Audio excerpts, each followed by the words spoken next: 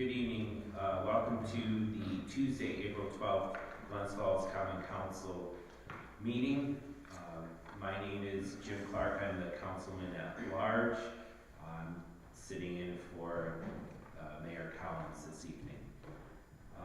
We have a public hearing that's been open for a while regarding our outdoor lighting law, and just wondering if there's any more public comment.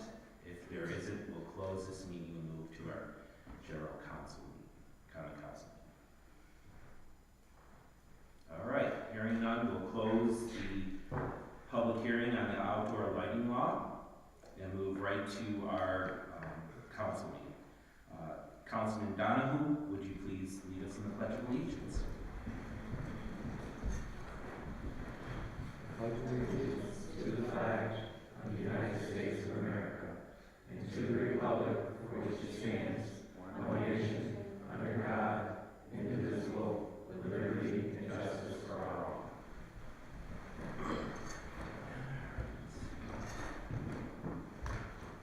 Before we jump into public comment, I'm going to ask a couple of people to make a presentation first, and then we'll go into public comment. The first individual I'd like to ask is Connor Gillis to come up. He's part of the New York State Association of Realtors. He's going to talk about Fair Housing Month here in the city of Glens Falls. Thank you. Thank you. Good evening, members of the Common Council. My name is Connor Gillis. I'm the Director of Government Affairs for the Southern Adirondack Realtors. I also do work with the New York State Association of Realtors, but I assist the Southern Adirondack folks in their local government advocacy. Joining me this evening is the CEO of the Southern Adirondack Realtors, Densei Sangsulavong, who's over here joining us as well. Newly hired, has been on the job for a little over a year now, doing a great job. Thank you for inviting me to deliver some brief remarks on the importance of fair housing. I wanted to thank Councilwoman Palmer, who I had originally reached out to get this proclamation on the agenda for April's meeting. Really appreciate that. The Fair Housing Act of 1968 was signed into law by President Lyndon Johnson and prohibits the discrimination concerning the sale, rental, and financing of housing based on race, religion, national origin, sex, handicap, or familial status. Realtors adhere to a strict code of ethics that further strengthens our commitment to fair housing and states that realtors in their real estate employment practices shall not discriminate against any person or persons on the basis of race, color, religion, sex, handicap, familial status, national origin, sexual orientation, or gender identity.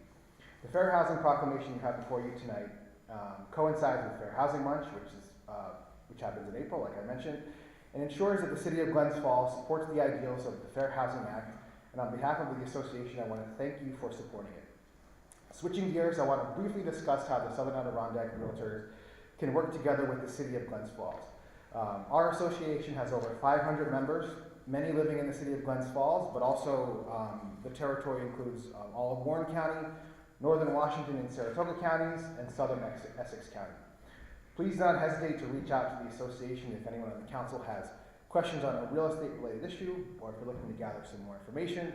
Our members have years of experience and are always happy to provide insight to anyone here on the council.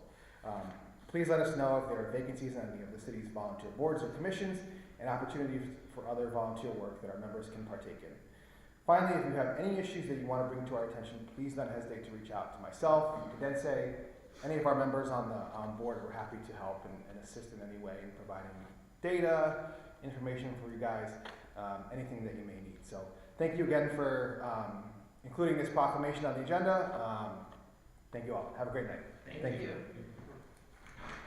Our next person we're going to bring up is Jeff Lager, our Economic Development Director. He's going to talk a little bit about Agenda Item 17, the Envision Architect regarding our South Street Market. Thank you, council members. I just want to sort of give you a little bit of background to let you know what the impetus was for the changes that are in the aforementioned agenda item and resolution. This is a call for an ask for about $46,000 in design changes that Envision Architects is working on for the Market Center. Now, for those of you, to give you a little bit of background, right, Market Center is really the showpiece, the sort of the centerpiece of the $10 million DRI. I know that this council actually inherited, much of the work of the DRI from the previous council, and in fact, the previous council inherited some of this from the council that it preceded it. So I think in this august body, only Councilman Clark is the only one who's actually still here for the first one, the first round of that. So to give you a sort of a brief background, when we hired Envision Architects down in Albany, who is a firm that responded to an RFP along with, I believe, a dozen different firms. They were selected by the DRI working group, which was formed in the wake of Ed Bartholomew's untimely death in July of 2020, which is about 7 months or so before I was hired. We hired them back in the late spring, early summer of last year. They were probably the most creative and among the most inexpensive of the firms that we talked to. We began working with them, and we had provided for them a previous design that was done, I believe, in 2019 that JMZ Architects had done as sort of a preliminary sketch of what the market center might look like. And so taking this information, they sort of did what they call a concept design and then schematic design, which are some of the various stages of architectural design. We discovered that the structure that we had really begun with, which we had hoped to budget around $3 million, was going to be more expensive than that. As all of you know, the world has changed enormously in the last 2 years, much less the last 6. So with that, we decided if we were going to spend what was approximately $3 million, we thought at that point, we needed to have a building that would do more than be sort of a year-round market, farmer's market. And that if the primary purpose of the facility was to be used 5 or 6 hours a week, that might not bode well for public visibility. And so we decided to use work with Envision to sort of elaborate on as many things as we could, to use the facility we hoped in as many ways as we could think of. What this meant, of course, is that we had to sort of expand the capacities of the building. That meant if we were going to try and use it for concerts, for receptions, for weddings, what have you, so we could sort of expand the uses of this. Obviously, this is going to drive up the cost. We need to worry about sound considerations. Obviously, we need to have a conditioned space. So Envision was happy to sort of work with us on all these things. What it meant was the building we ended up coming up with a price for was around $6.5 million. Clearly that was way beyond the budget of anything we could afford, so we asked Envision to sort of go back and see if we could sort of scale this back to something more appropriate. Of course, they're trying to do this at the very same time that costs of materials are sort of going up every month as they're trying to sort of recalibrate the expenses that we're looking at. They came back with 3 different designs, and although none of them were bad, we began looking at, we had to make sure that if nothing else, that this could still be used as flexibly as possible. And at that point, then we decided we also wanted to incorporate the first floor space of the incubator, which the city had previously committed to use. We thought that maybe a good way to do it would be to sort of incorporate that space into sort of a part of the farmer's market. This required Envision to go back again and to sort of revisit how they could make that more of a more integrated space. When Mayor Collins, of course, took office in January, had some thoughts about how we could sort of best utilize this, still use this for entertainment spaces. Obviously, we have to keep in mind all the purposes to which Bonaccio is using the buildings adjacent to it, for which we've come to an agreement now for them to purchase and redevelop those. And so they have finally come back to us for now, I think this is the 4th time, with a sort of conceptual design. We think this is a sort of an enclosable structure, right? Not an enclosed, fully conditioned, heated space, which would be, again, beyond the budget. That's integrated with the space that we have in the incubator that we're committed to leasing, and will fulfill all the space requirements. Very basic concept design. They want to move forward with that. Right? They have been very generous, I think, quite frankly, with their time and to be totally honest with you, with their funding. And so they have now come back to ask us for this to sort of move forward on the schematic design for that building. As soon as we have something, and I have some very basic designs I'll be happy to share with you. as soon as the mayor returns, then we can sort of talk about some of these things together. Great. Jeff, quick question. Sure. So in this scaled down design, it still will be a year-round facility? It will be, and scaled down really not so much in size as much as probably material costs. It will be enclosable. It will not be a fully enclosed, fully conditioned and heated and air conditioned space. So I mean, the idea is that we'll have a space. After one of the things that sort of came to us, so when I say us, I'm really talking about people like Amy Collins, the mayor, was after the Chris Kringle Mark. You know, we noticed that, you know, we could use as the tents that were out here in City Hall Park, you know, if you could have maybe some temporary heating in the winter that would make them comfortable. So they'll be enclosed, they'll be contained, but they won't be heated in the winter. I should say it won't be heated when I say they. There will still be, of course, the fully conditioned space in the incubator that will be, we'll call it adjacent, integrated. I mean, they won't be connected since that's will be a private building. But it will be we'll call it year-roundable. So the farmer's market will still have to find a winter home? No, I don't think so. I think No. they could actually use this. I mean, that's the goal. And again, we're happy to work with them and other sort of vested interest groups, right, who may have, you know, uses to put this. So the idea still has to be that this can be used for as many things as possible, right? If we're going to say, oh, we're only going to spend, you know, $2.5 to $3 million, well, no normal person thinks that's an only. Right, that's still a lot of money. So we need to make sure that we can utilize it as many ways as we can. Thank you. I have a question too about the parking garage. So do you think that the parking garage, whether there is more funding available for it and more uses available for it, might that change the scope of this project? Yes, and I said a conditional yes. I mean, you may have even seen in the Foothills Business Daily, we had a meeting last night. The Economic Development Committee had a meeting. We're looking now at a grant, a substantial grant for a parking structure. If we can get that grant, we may be able to free up some additional funds from the DRI. Right, the way that the DRI was set up with respect to the two structures we're talking about, the market center on the one hand, the garage on the other, is there was a pool of money. I'll use the term $5 million because that's the number that was thrown around way back when. That was sort of, when Ed Bartholomew was working with Empire State Development, he sort of split that in half and sort of allocated $2.5 million for the market center and $2.5 million for a, you know, to be determined parking structure. That is not in stone, but in some ways it's a robbing Peter to pay Paul in the absence of other funding.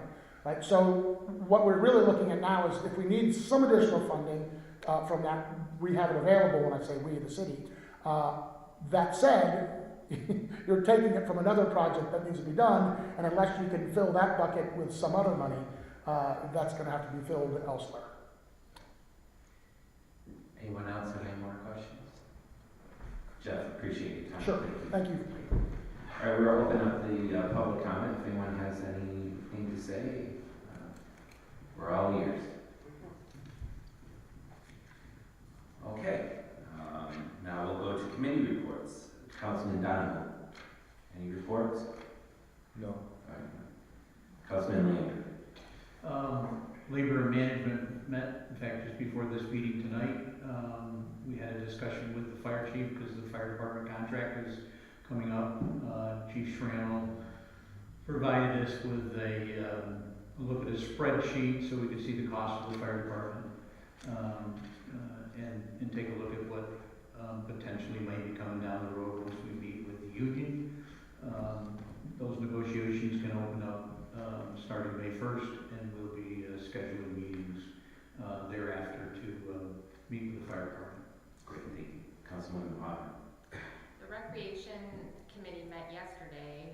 We've been looking at all of our recreation facilities and kind of aggregating information about the various stakeholders, the programs we run out of each place, contracts that we have that are associated with each facility, and also our ideas for what we'd like to see happen.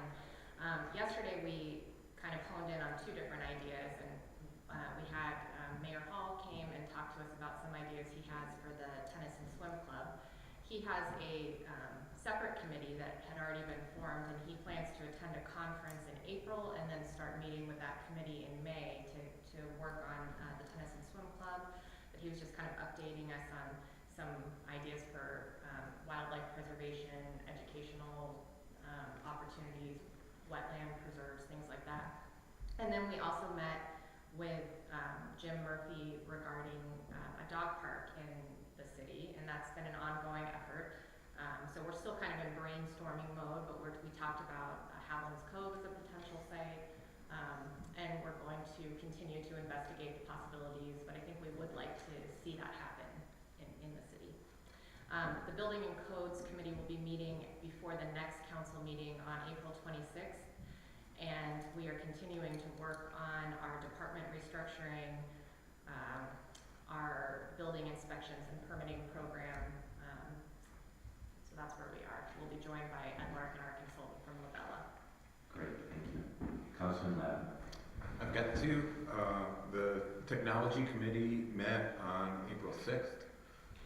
We're looking at different ways of upgrading some of the technology behind things that we're doing on the web page and trying to do a different ticketing system. We've kind of gone back to what do we already have, and what can we do with that? And now I'm like talking to the vendor about, well, what do you want to do with the thing that we just pitched you? And the Climate Smart Community Committee or Task Force met on April 6th as well. And there was also on the 7th, the following day, a climate change and public health meeting in Queensbury. And so we've had a number of different things about linking up with the county and with Queensbury on a couple of different things. So we're in motion with that. So that's what I have. Awesome, thank you. Councilwoman Gunn. Well, we did meet for the taxing, Special Projects Committee. yeah, and I wasn't here, but James Clark did run it for me. And we will be meeting today after the common council meeting, so we'll have more to report next meeting. I have something to report. Our Economic and Community Development Committee met last night. As Jeff indicated, we talked about, we met with Jim Thatcher and Pat Dowd, who is our Community Development Director. We talked a little bit about, we talked a lot about the upcoming federal community development block grant budget. Right now we do not know what the funds or total allocation is going to be, but we're looking at moving some things around. I think Mayor Collins had mentioned previously about moving monies into sidewalk work and things like that. So it was a good discussion. We also talked again, which Jeff alluded to, there's a federal grant out there that we are applying for in hopes that we can get some additional funds for the parking garage, which would be great. And so that is our Economic Development and Community Development Committee. So with that being said, we'll go to voice vote. Resolution approving the minutes of the March 22nd, 2022 meeting of the Glens Falls Common Council. A resolution 2 approving the city clerk PVB monthly report. So moved. Second. All in favor? Aye. Any opposed? Any abstentions? So moved. Thank you. We'll go to roll call vote, and I will be abstaining from agenda item 18 when that comes. So the resolution to approve the reappointment of Peter McDevitt, 50 Hunter Street, Glens Falls, New York, to the Board of Assessment Review for the term of 10/1/2021 through 9/30/2026. Resolution to increase revenue code A0099991589A miscellaneous public safety income by $9,240 and increase budget expense code appropriation A23120-1000 Police Department Personal Services by $9,240. Resolution to increase estimated revenue code A2626, forfeiture and crime proceeds by $422.71, and to increase budget expense code appropriation 31264479, seize assets state GFPD by $422.71. Resolution to approve the adoption of local law 01/2022, a local law to revise chapter 107, Fire Department Regulations, Section 2, Article 3, Ambulance Service Schedule of Administrative Fees, 107-4, fees established and authorize the clerk of the city of Glens Falls to take all actions necessary to publish the notice of the local law. Resolution to adopt local law 02/2022, a local law to create chapter 129, lighting, to be addressed to the code of the city of Glens Falls, or to be added to the code of the city of Glens Falls, and to authorize the clerk of the city of Glens Falls to take all actions necessary to publish notice of the local law as attached. Resolution to approve a tax payment agreement of 17 Travers Street. Resolution to approve a tax payment agreement of 44 Lexington Avenue. Resolution to approve the implementation and funding for Webster Avenue Pavement Preservation Project, PIN number 1762.00, and that the sum of $120,000 be appropriated from the City of Glens Falls General Fund and made available to cover the costs of participation in the design work of the project, also authorizing the mayor to execute all necessary agreements, certifications, or reimbursement requests for federal and/or Marchicelli aid on behalf of the City of Glens Falls with the New York State Department of Transportation as attached. Resolution 11, to authorize the city attorney to prepare and the Glens Falls Transit Director to execute the professional service agreement between the city, Glens Falls FT, and Richard E. Jones Associates in the amount of $47,300 to prepare and design installation specifications and oversee a series of renovations at the Glens Falls Transit Facility as attached. Resolution to approve the lease purchase of a 2023 International HV 607 SBA 6x4 dump truck with plow and wing spreader for the City of Glens Falls DPW from HL Garage Sales, Inc. of Albany, New York, with Trees, Inc. of Fort Edward, New York, providing the body package in the amount of $390,993.67 as attached. Resolution to approve the CDBG Community Development Block Grant in the amount of $25,600 for project number 202-59004 as attached. Resolution to authorize the mayor to review and execute a contract amendment from CT Mail Associates to aid in the administration of the 2022 New York State CDBG CARES Award to provide additional COVID-19 relief and recovery assistance to eligible City of Glens Falls businesses. Resolution to authorize the mayor to review and execute a contract with CT Mail Associates to aid in the administration of the ADK Gateway Home Ownership Program, funded with a 2021 New York State Home Program Award to support up to 15 home buyers projects within the City of Glens Falls and Warren County. Resolution 16, resolution approving City of Glens Falls community development payments in the amount of $13,844.87. Resolution 17, to authorize a payment in the amount of $46,210 of DRI funding to Envision Architects for revised design services regarding the South Street Market Pavilion as attached. Resolution 18, to increase general fund expenses in account A11620-4479 City Hall Contracted Services by $9,860, and to increase general fund expense account A009999 2022-3330 Unified Court Expense Reimbursement by $9,860 for court renovations that are underway, and these monies will be reimbursed by the court system.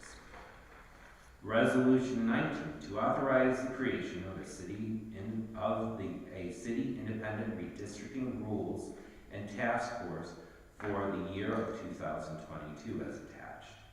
Resolution 20, resolution accepting the bid from Mario Inc., doing business as Rocky Mountain Industry Services, number CGF-22-02, with Water and Sewer Department recommendation of off-site grit and screening hauling at a rate of $395.20 per container haul, and authorize the mayor to enter into an agreement in a form approved by the city attorney. Resolution 21, resolution to approve mobile food unit license application of Michael Nigro, doing business as Green Mountain Concessions, 125 Hillside Street, Bennington, Vermont. Kurt, I don't even want to pronounce Bauerschmidt, doing business as Wild Bill Soda, 180 Fonda Road, Waterford, New York. Richard Wright, doing business as Sugar Shakers, 77407 Turkey Creek Road, Plant City, Florida, for a one-week license to Bennett Lyric Arts Festival on June 18th through the 19th, 2022, in compliance with the current New York State COVID-19 guidelines. Resolution 22, to approve a mobile food unit license application for Jack Celeste, doing business as Coach's Corner, 199 Hatchery Road, Gannsburg, New York, as approved by Mayor Collins on March 22nd, 2002, subject to council review on April 12th, 2002, to vend during a hockey game at Glens Recreation Center Ice Rink on March 27th, 2002, in compliance with the current New York State COVID-19 guidelines. Resolution 23, to approve mobile food unit license application for Nicole Prevost, doing business as Yum Yums. That's it. Yum. 17 Willow Street, Southwest. Okay, thank you. 17 Willow Street, Southwest Falls. Thank you, Councilman Lavin. Colin Mab, 301 Emmert Road, Middle Grove, New York, for a one-week license to vend at Crandall Park for the 4th of July celebration on July 3rd, 2002, in compliance with the current New York State COVID-19 guidelines. Resolution number 24, resolution to approve an encroachment permit renewal for Associates of Glens Falls, 220 and 228 Glen Street, Glens Falls, for placement of a sandwich board in the city on a city sidewalk at 220 and 228 Glen Street, front and side, to advertise the business from June 1, 2002 through May 31, 2023. Resolution number 25, to approve encroachment permit renewal for Northeastern Fine Jewelers, 167 Glen Street, Glens Falls, for the placement of a double-sided sandwich board, one on Glen Street side and one on Bridge Street side, from June 1, 2022 through May 31st, 2023. Resolution number 26, to approve an encroachment permit renewal for Hometown Cigars and Lounge, 218 Glen Street, Glens Falls, for the placement of chairs and tables in front of the Glens Falls side, on the Glen Street side, for the period from June 1, 2022 through May 31, 2023, in compliance with ADA regulations and current New York State COVID-19 guidelines. Resolution 27, to approve an encroachment permit for Stewart Shop Inc., 118 Broad Street, Glens Falls, to temporarily block off sidewalks on Hudson Avenue and Broad Street from April 4th, 2002 through June 20th, 2022, for a demolition of existing Stewart Shop building there, with the understanding that the area cordoned off will still allow for pedestrian access according to ADA regulations. Resolution number 28, a resolution to proclaim April 24th through the 30th, 2022 as National Infertility Awareness Week in the city of Glens Falls. Resolution number 29, a resolution to proclaim May 15, 2022 to be a day of peace, reconciliation, and justice in the city of Glens Falls. Resolution 30, resolution to proclaim the month of April 2022 as Fair Housing Month and to advocate for equal housing opportunities for all residents and prospective residents in the city of Glens Falls. And finally, resolution to approve the warrant. I need a motion, please. Could resolution 30 say prospective residents of Glens Falls instead of perspective? Sure can. Thank you. And if you catch something like that ahead of time, just let us know so we make that correction. Thank you, sir. I have a motion by Councilman Donahue. Second by Councilman Lapham. Roll call vote, please. Councilman at-large Clark, Yes. Councilman Donahue, Yes. Councilman Landry, Yes. Councilwoman Palmer, Yes. Councilman Lapua, Yes. Councilwoman Griffin. Yes. Very good. So moved. Thank you. On to old business. Councilman Donahue. No more business right now. Okay. Councilman Lander. No more business. No. Councilwoman Palmer. I have no old business. Councilman Lapp. No old business. Councilwoman Gooden. No old business. Well, okay, I just want to say a couple things. One about the lighting law. I want to publicly thank our city attorney Karen and our councilwoman of the 3rd Ward, Diana Palmer, for all their hard work in this effort to bring this law to fruition. We started this at the previous administration, and because we couldn't get it done before then, but we did it now. And I appreciate all the public comments, and we'll get to that in a moment. So I appreciate all the dialogue that we had.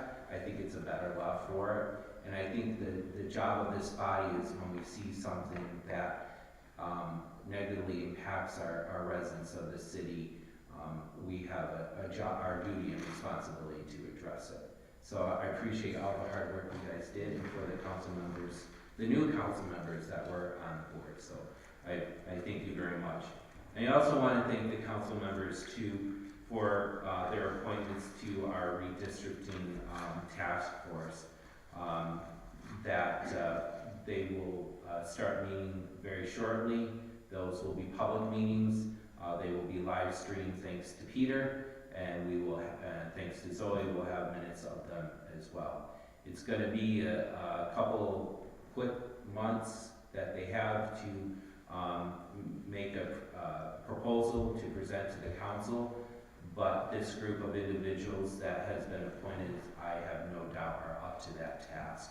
And I think this group is, I think our group that picked this group shows what a nonpartisan thing this can be, and I'm looking forward to seeing what they provide us. So I want to thank all our council members for their picks, and I have no more old business.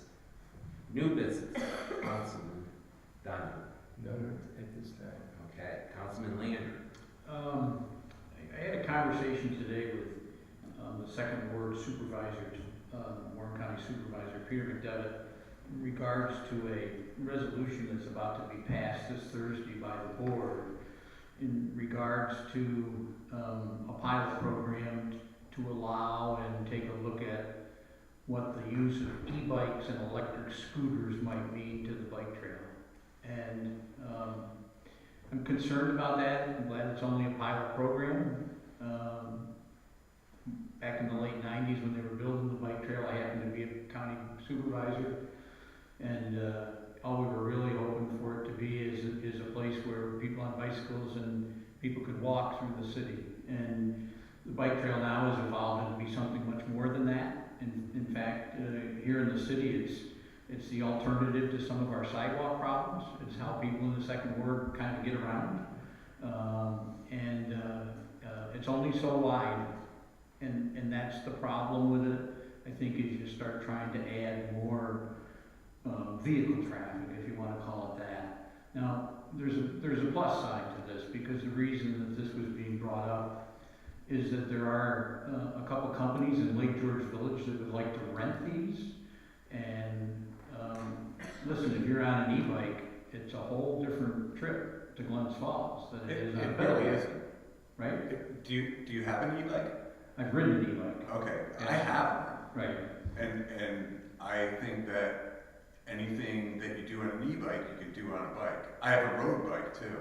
I right, have a hybrid bike. I've had mountain bikes.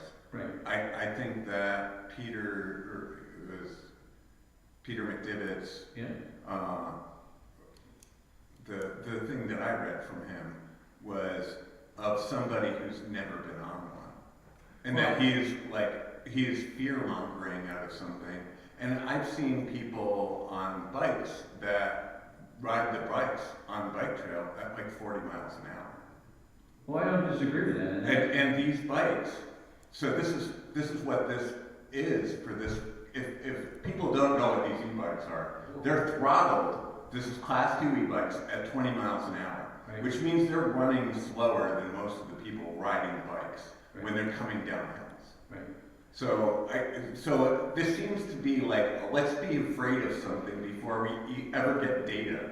So what we're talking about is a pilot program from the county for 6 months.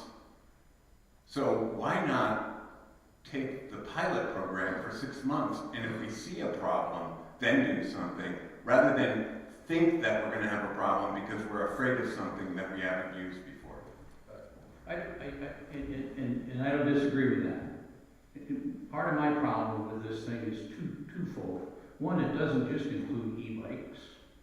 And how is it gonna be determined, because I live right near the bike trail, and there's already other motorized scooters, or people who have modified bicycles with electric motors.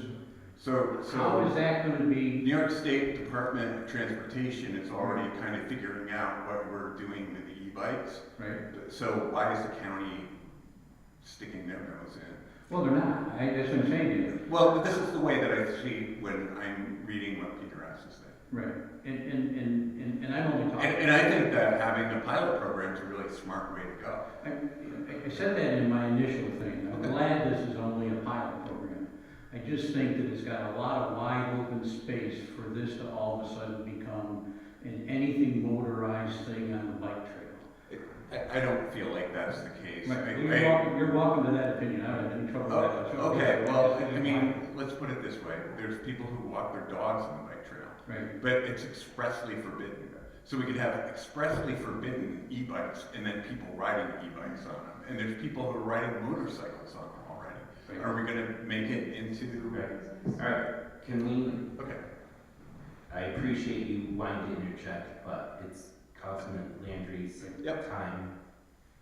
So would you Yeah, like to finish? and I'll just wrap this up by saying that I was not in favor of this, because I think that the bike trail right now, in the city especially, I'm not talking about the whole bike trail, is so populated with people and bicycles and all that it's amazing that we haven't had an accident. And maybe more thought should have gotten into this. The thing that bothered me more, Ben, than anything else is when I got this phone call, I was told it was already a done deal, it was gonna happen. So there's no way that you're gonna stop this, and I'm not trying to put down a pilot program that the county wants to try. I just think that here in the city, any more traffic on the bike trail is not a good thing. So, that's my comment on that. Well, And one comment, yesterday when I was walking on the bike trail, I ran into a 3-wheel motorcycle going up it. So this is what we're leading to.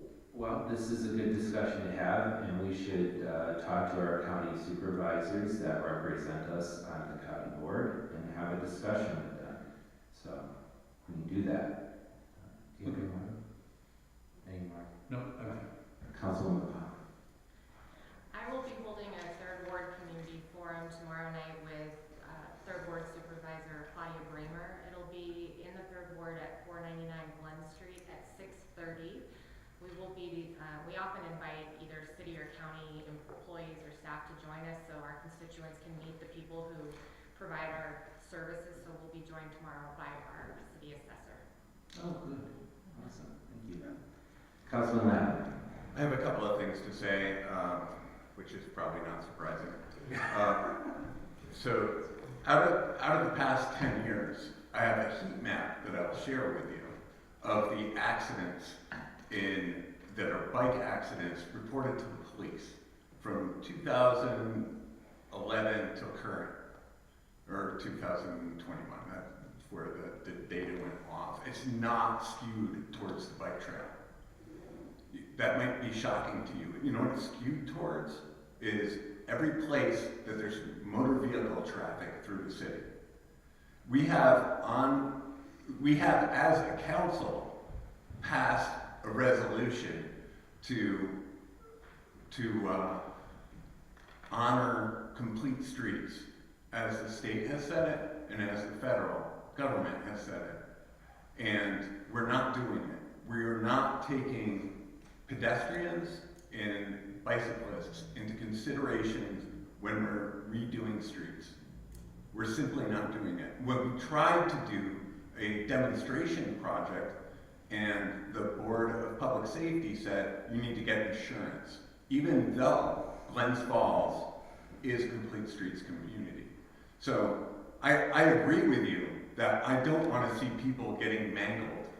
I don't want to see three-wheelers riding down, or four-wheelers, or whatever, riding down on the trail. I also really don't want to see Glens Falls taking their restricted property and giving it to snowmobilers to do whatever they want to do with over on the watershed property. These are things that I don't agree with, but that we're doing. That's my thought on that. I would prefer we continue moving along. Councilwoman Gooden? No comment, just our meeting that will be following today, after our common council meeting for the tax season. Thank you. I have one thing. I just want to remind the council that we will be sharing fellowship for breakfast on Saturday the 16th at 9 a.m. at Bush Park. This is something we did with the previous council. We've had and we'll be doing with this council. It just gives us an opportunity outside of this arena to sit down and break bread, get to know each other, maybe talk about e-bikes and things like that. So this will be a good thing, and at least so we can understand each other a little better when we make decisions. And so it's worked well in the past, and I have no doubt that this group of people will work well as also. So with that being said, I would like to open up public comment. Hi, apologies for coming out of turn. I had to bring myself to come up here, but first off, just want to thank everyone here for all the hard work you do, and especially on the lighting law. I've been speaking, my name is Melissa Verber. I'm sorry, your name and address, thank you. My name is Melissa Verber, V as in Victor. I'm at 14 Charlotte Street in the 3rd Ward. I just want to thank everyone here for their due diligence. I've been talking to Diana Palmer since September on this matter, and it's something that I know you all have taken into great consideration. I appreciate the due diligence, talking to the professionals, making sure that everything is buttoned up and fair for everyone involved, so appreciate that it came to fruition as it did. Also very excited, Jeff, about the structure downtown. I can't wait to see the possibilities there and watch the growth, because there's so much awesome culture in this town and all the different possibilities of what we can do down there, so that's something I look forward to seeing also come to fruition. And finally, on the bike trail, you know, it's one thing to get hit by a road bike, it's another thing to get hit by an e-bike. It's about 250 pounds heavier. Well, anyway, sorry, but it's just, anyway, it's just one of these things that I lived in New York City for 18 years, and it's one of those things like when you get hit by one of those bikes coming down any sort of a slope, it is something that we all need to like really take a step back and think about. And I think that, you know, having a trial period is a good idea, because it's either going to work or we're going to find out it's not. But I just appreciate everyone here, so thank you for your time. Thank you. Is anybody else? Seeing none, I look for a motion to adjourn. Second. All in favor? Very good, thank you. Thank you everyone for sticking this out.